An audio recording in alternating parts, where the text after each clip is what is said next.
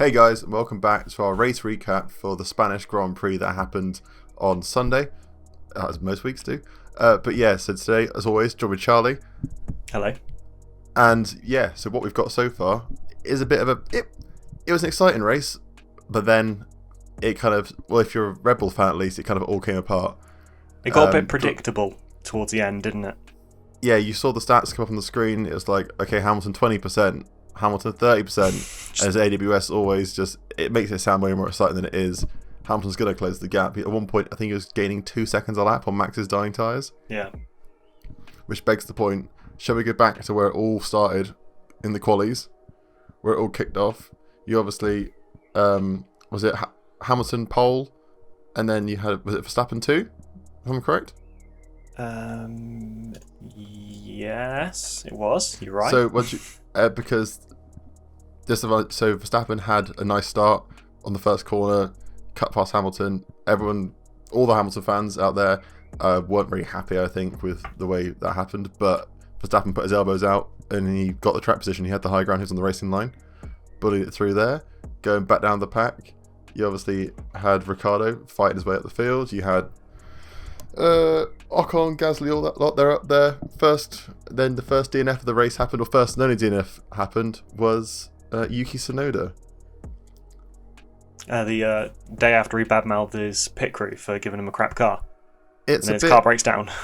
It's not a bit like that Francois has turned off the engine, but don't have a go at your whole team and then all of a sudden magically your car doesn't work. It's a bit of a... No, he apologised about it, and he said that he, very much wears his heart on his sleeve and he cares. Yeah, he'll say what he's thinking. He's not one of these drivers that's going to wait until they're in the debriefing room. He'll start the conversation over the radio, which I think as Formula One fans we like to see, because we get to see the raw intensity of what he's thinking as it happens. And that's why everyone likes Drive to Survive on Netflix, which, even though it's a bit amped up, you get that background raw stuff. Yeah. The behind the scenes, behind the curtain effect. But I am starting to see a few comments on Instagram posts and Twitter and stuff that people are saying he thinks he's better than he actually is. He thinks he's God's gift and that he deserves to be at the front of the grid and stuff. You need that mentality as well, though, to be an F1 driver. You have to be a dickhead. You just have to have the arrogance to push. Like Max, he has the skills to back it up, but you have to have the belief that you're going to make that corner. You're going to be the guy that's going to do that. Because especially driving for Red Bull, the day you stop believing, the day you stop believing, the day you stop taking those risks, is the day you stop being an F1 driver. If you don't take risks into corners and stuff, you take your life in your own hands and you're going for it. But as a rookie, you need to have that balance of learning the car and what the car's capable of, and learning what other people are going to be doing around you before you start doing all of those things like diving in for the gaps and stuff. Nice tradition to Nikita Mazepin then. As you know, obviously Mazepin. Is there much to say? Yeah, he's kept up his record so far, spun every weekend. Qualifying, he held up the flying lap from Lando, so starting in P20, got a three place grid penalty, so put him back to P20 because you can't go further back, surprisingly. Finished the race 2 laps behind the rest of the race. I think the race leaders. Up to P8 got lapped, but he was obviously 2 laps behind. Again, didn't listen to his blue flags. As we got the new radio message. Everyone liked that. The other thing is, you look at so I'm just looking at the fastest laps here from the each person's fastest lap. Mick Schumacher, who's in the same car, a 1:22.6. Now which wasn't too bad a pace considering he's in a Haas. That puts him at the same best lap time as his fastest lap is the same as Lance Stroll, who finished P11. It's quicker than Ocon, who finished P9. It's around the same sort of pace as Giovinazzi and things like that. Yeah. The issue is that Mazepin's best lap was a 1:24, so nearly a second and a half off. What his teammates was. Obviously, was that the slowest lap of the race, I'd assume? What, slowest, fastest lap? Slowest, fastest lap, if that makes sense. Oh, yeah. Because you've got... Oh, actually, I tell a lie. When Tsunoda Tsunoda DNF'd in lap 6, so had a car full of fuel, and he'd only completed 5 laps, some of them would have been behind a No, because he caused the safety car. Sorry, yeah. He caused a safety car. Yeah. He was 0.8 of a second slower. So there you go. Have you seen? Just want to talk about Snow a second again. Have you seen the clips from the other week of him opening his DRS 150 meters early? No. There's I trust the source of TikTok, but he's opening and he's not been called out yet by Red Bull or the FIA, and it's getting a bit suspicious why potentially he's getting not special treatment, but it's a bit of a, if anyone else was popping their DRS that early, I know it's his rookie season, he's learning and all, but it's still effectively you're gaining an unfair advantage on the rest of the grid. The only thing it could be is that it was a technical issue, like it wasn't him that did it, because I think it was multiple times it's opened. I want to give the benefit of the doubt in that case, but I think I've seen it open multiple times. Okay. So it's a bit of a dodgy one. Going up the field again, you got Alonso 17, which a bit of a not question mark for me, but it's understandable being in the Alpine. It's not the greatest of car. However, saying that, Ocon had his a great teammate weekend. got P9. I think qualifying as well, Ocon starting 5th, which I think was equal to his career best. Yeah. Certainly the best best for Alpine so far this season. You've got Ocon, he's in the contention right now because obviously he's also managed by Toto Wolff. And he's one of the people that's now all of a sudden come out, maybe potentially favoured for the new Mercedes-Benz seat. The new Mercedes-Benz seat. Well, there's the new job opening at Mercedes-Benz because Bottas, his contract ends this year, so does Lewis. Lewis is already pressuring, apparently, for that seat to renew his contract and wants to get done and sorted, not like last year. So I think he wants to go again. He doesn't want it to ruin his whole winter, because apparently it ruined his whole winter last year. 40 odd million wasn't it in the end of it? It's not that bad a deal coming out of 40 odd million. He wants to be able to relax and take time off. So he didn't have much of a break last year. I'm just thinking about that seat. You've got Bottas. Will I see Bottas there in that seat? Probably not. You've got George Russell. You've got Esteban Ocon's coming to the conversation. However, Toto Wolff has said he's happy to keep. Well, he's not going to shut the door on any driver. The door is open effectively for any driver. Mm-hmm. So cryptic or not, or me reading into this now, any driver, Max Verstappen, if the money's on the table, if they can make it work, Max has always said, I think I said previously, that Max has gone, I'll go in the fastest car. Yeah. He doesn't, as much as Red Bull's brought him through, he doesn't care. He wants to be in the best car at the time. Even in his contract, I think he has a performance clause. So if you can, say Mercedes win an 8th this year, Max jumps ship into that car, you can see a Lewis Max. And then as Lewis ages, he then can slightly become number one. Yeah, Lewis can drop Lucas to stay in the squad, but he can pull back to a P2. I mean, or P2, like a second driver almost. Yeah, if you're looking at, I mean, I'm to be honest quite surprised that if Lewis was driving for Mercedes next year. Obviously, if you're still winning, why quit? But also at the same time, he always talks about having so much that he wants to do outside of Formula One. He's got his Extreme E, all that stuff now going on. Making music and things as well, and I was just wondering whether he would win the championship this year, get 8, be the highest number of world championships, and then call it a day and be one of those people that wants to go out on a high and not. But he's pushing for the contract, so mid-pack. he must I want know, something. which is why that's surprising for me.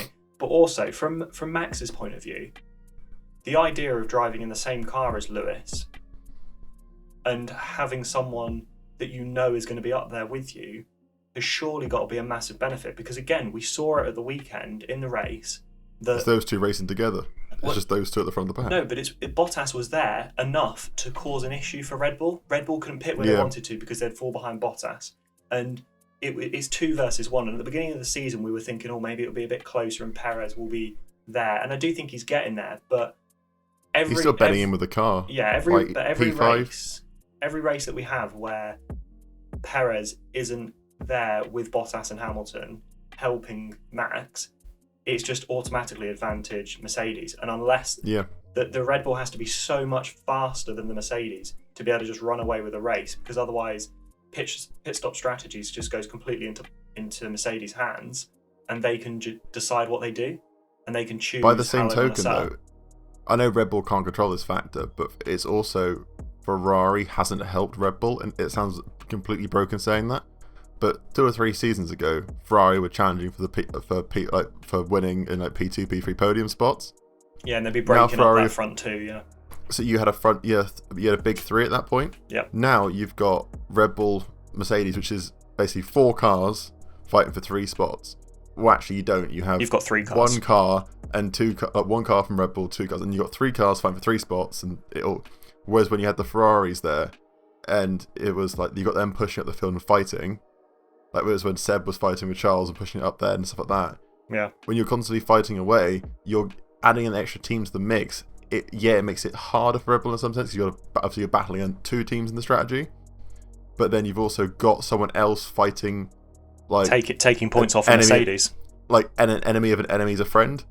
Yeah, like 100%. They're also messing with Mercedes, and Mercedes have to factor them in rather than just going, okay, cool, we got 2 drivers, we're gonna work around Max. Nice. Like, imagine not how easy, but life must be quite nice to be a Mercedes strategist right now when you've got 2 drivers and you're going to factor in one one Red Bull driver. You just sit there like, okay, cool, what's Max doing? How can we move Valtteri and around that? Talking of Valtteri moving around, he didn't do that for Lewis, did he? No, he did not.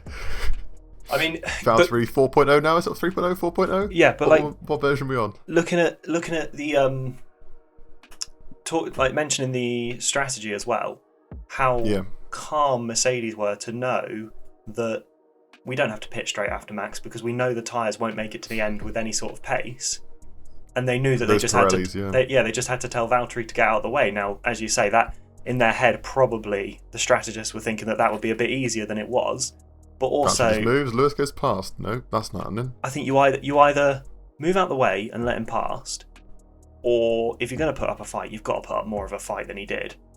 Because that's kind of like you half-assed it. You're like, I'm gonna fight you. Oh wait, no, have a pass. So all you've done is you've stalled him and you've let him pass. You wasted your own time as well. You wasted your own tyres. You wasted your tyres. Probably he was driving a bit harder on his tyres in that little bit then. So because he pitted afterwards. Yeah, so he did his tyres a little bit, got his brakes a bit hot, and probably burnt a little bit more fuel than he needed to. For what? And, correct me wrong, who got the fastest lap of the day? Was it Max when he came and pitted again and went and got fastest lap again at the end of it? Or did Bottas retain fastest lap? Because it was Max, Bottas, so if Bottas potentially hadn't fought Hamilton on that one little bit, he would have had a little bit more fuel in the car, a little bit more resource to go that little bit harder, if that makes sense. Because if you're fighting, you're burning more fuel, you're being a bit harsher on the brakes and tyres. Okay, brakes cool down, tyres can be changed, but fuel's the same in the car. So if he hadn't wasted fuel fighting Hamilton, maybe he had a slightly richer fuel load at the end to get the fastest lap to take it from Max. That's kind of like how I see Bottas. It's a bit of a waste of time for everyone involved. That situation was. I do feel for him though, because if he had been given the chance to pit like Lewis did, he would have had a good run at chasing down Max as well. But obviously, do you not think the pit was done? Go on. Sorry, Karen. No, I was going to say, do you not think the pit was designed? That pit choice was whoever we pit now gets the win, effectively in Mercedes' head, give or take places, and Valtteri's head. The action why he was a bit of a dick to Lewis was because he's gone right. Like if you keep telling someone you're not a number 2 driver, you're not a number 2 driver, but then this pit causes whoever you pit now strategically will win the race. And you pit Hamilton, you've just gone, well, he's our number 1 driver, we want him to win.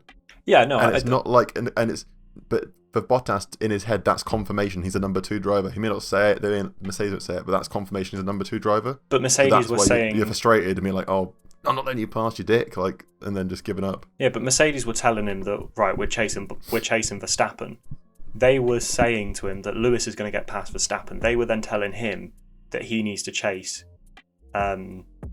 But the original pit that Hamilton got, if Bottas had got the similar opportunity, he could have potentially had a better strategy that could have gone to win the race. Yeah, but Bottas would have got in Lewis's way. That's the problem. Like, they would have been fighting each other as they chased down Verstappen. But I do still think if they'd have pitted Bottas earlier rather than waiting for Lewis to get past him, like let Lewis go past because Bottas is in the pits, Bottas would have had more time to chase after Verstappen rather than the short time that he did. And it would have forced Verstappen to not be able to do the come back in and pit to try and get the best lap. To get fastest lap, yeah. Then Bottas would have just taken him. Exactly. Going back down from the podium, because you got Hamilton, Verstappen, Bottas. Not a lot new there. Obviously landed early in the season, but it's pretty sure you're gonna get that 1, 2, 3 interchangeable order. probably Bottas on the latter two. Charles in P4, Perez P5, Ricciardo P6. Good race from Ricciardo, I thought. I just want to say Charles is doing a solid job with that Ferrari. Like, yeah, considering what Carlos Sainz was P7 as well. Yeah, but he's constantly putting it on like P4 and stuff like that, and he's looking, when the McLaren's got a track that it likes, it's obviously very quick, but yeah, the Ferrari is slowly getting there. I've always liked Charles as a driver when he's back in Alfa Romeo as well. Mm-hmm. It's nice seeing him getting the full potential out of that. I like to think he's getting the full potential out of the Ferrari, and what's holding him back is the car rather than the driver. Yeah. Because you've seen like Carlos Sainz, he's bedding into the car like Daniel Ricciardo. So 5, 6, 7 are all new drivers to that team. So you've got Perez, Ricciardo, and Sainz all new to the cars. So they're not going to be up that high. But when Carlos he's getting a lot more in tune with the car like Charles is. I could see him being up there 4 or 5 with Charles, maybe even knocking on P3 to annoy Bottas. Those two can. Yep. And that, like how McLaren, its track wasn't really McLaren's week this week, but like Lando and Ricciardo also are tackling P3 sometimes, and I think that's where the thorn in Mercedes' side will come.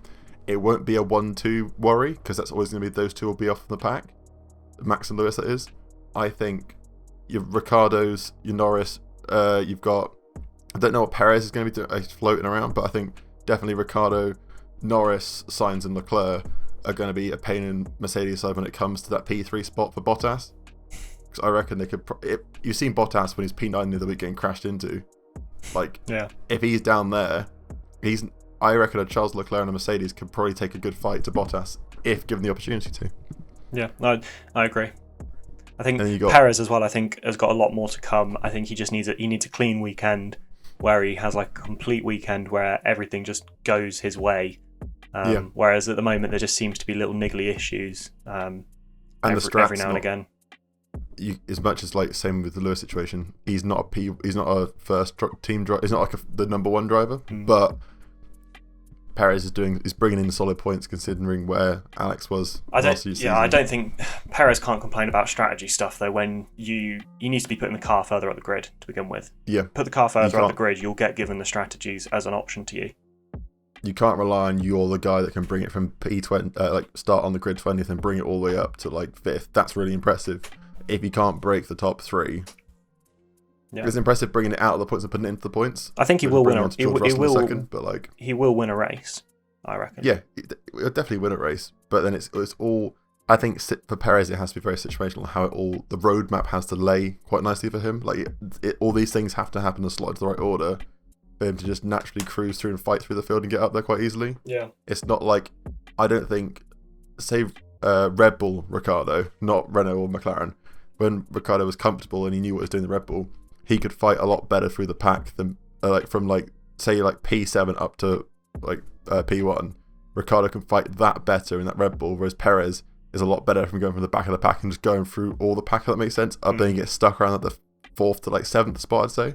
Well, talking of people getting stuck, the Spanish Grand Prix, obviously, a lot of the time difficult to overtake, and we get a lot of DRS trains and things like that.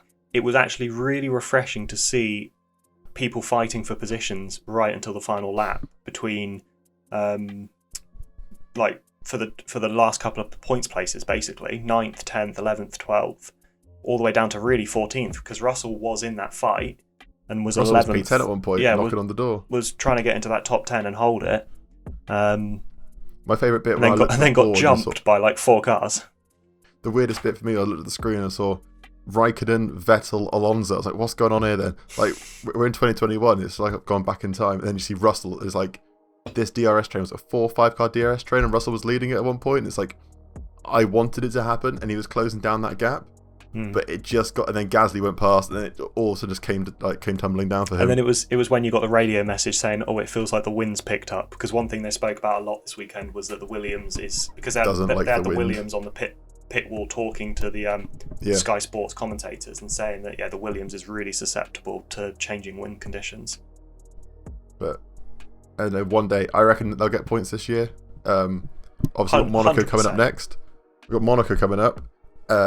I'm going to start taking bets now. I'll put £5 on it with you. Mazda spin will go straight into a corner. It'll go not straight into it nicely. It'll just go straight into the wall. It will be a And I think you may Baku following it up, you may get a similar situation. Yeah, but I agree with you, so I'm not. Spin. I'm not going to make this bet with you because I agree. £5, £5. Okay, there you go. Leave it in the comments if you think Mazza spin will happen at Monaco. Obviously, a lot tighter track, a lot less overtaking zones. Like the overtaking zones are small at Monaco. If you get pole, you can probably lock it in, as we've seen Ricciardo do it in the past.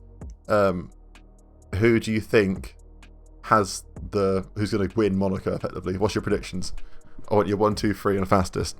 Oh Jesus Christ! What fastest lap as well? Oh, if you want to put fastest, who's gonna win it? Or if you want, no, let's go. Who's gonna win? Yeah. And then who will get pole? Let's go off those two. See, I'm still hanging on to this. I'm still hanging on to my theory of we're yet to have a big T1 crash, and I've been saying it to you every single race weekend, haven't I? We haven't had a T1 crash yet. So I think a big T1 crash. Nice couple of red flags. Verstappen to start on pole. Yep. Bottas and Verstappen into T1 crash. Lewis to win the race. Yep. And we'll go with Perez second. Ooh, because obviously you've knocked out Lando third. I'm gonna be a bit of a spice one with this one. I'm gonna go with a Verstappen P2. Sorry. Hamilton will get pole. Verstappen will start second on the grid, but Hamilton will come second. Mm-hmm. So they'll switch. Verstappen will come first. Hamilton second. Charles Leclerc on home soil will come third. And I reckon you're going to see Williams in the points potentially, because while the wind can be an issue at Monaco, you've also got a lot of buildings diffusing a lot of the wind. So potentially the wind issue may not be as horrible for them. So I reckon Williams in the points, Verstappen win, Hamilton second, Charles Leclerc third. Every single one of your predictions is always Hamilton and Verstappen. I mean, am I wrong putting Hamilton and Verstappen up there? Bit easy though, isn't it? Okay. I'll switch up for you. No, Daniel Ricciardo, Lance Stroll, Kimi Raikkonen. There you go. Does that? that I want to see. Go put money. See what odds you can get for that. What I would actually like to see Verstappen win it, because it will keep the title fight interesting. 100%. I think yes. There was a point in the race on Sunday where you thought, oh great, Lewis is obviously going to catch him. The car's stupidly fast. Lewis is stupidly quick in it. Like, is that the end of the title challenge? Is this just going to happen every weekend now, where we get a little bit of hope because Verstappen gets ahead and then Lewis catches them up? Now, I'm a fan of Lewis, but I'd like to see Lewis win it on the last race of the year. You'd like to see competition. Because I'd like to see it won by like 6-7 races in. Yeah, I'd like to see it be competitive to the very end. So for that, if Lewis and Verstappen take each other out into P1, fantastic. Someone else can get up on the top spot of the podium and they don't pick up any points. But yeah, it'd be amazing. Well, leave your comments and predictions down below. Subscribe if you like this. We're putting them out after every race, and a couple bit of football content here, a bit of F1 gossipy bits in the week. Cool. Cheers. See you later. Cheers.